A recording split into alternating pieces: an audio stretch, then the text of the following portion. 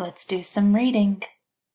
The reading learning targets are: I can ask and answer questions about a text so that I can show what I understood and read.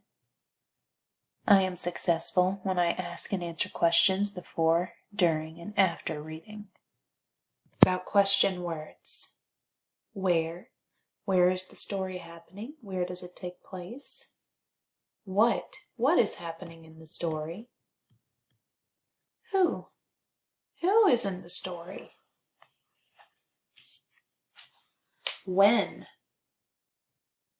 When does the character go to sleep? Why? Why does the character feel like that? And how? How does the story end? And today you're going to read Wemberly Worried by Kevin Hinkes. I'm going to ask a question about the book before I read it. I'm going to use the question word why. Why is Wemberly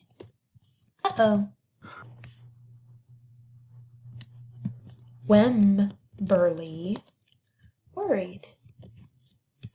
Why is he worried? That would be a great thing to figure out, huh?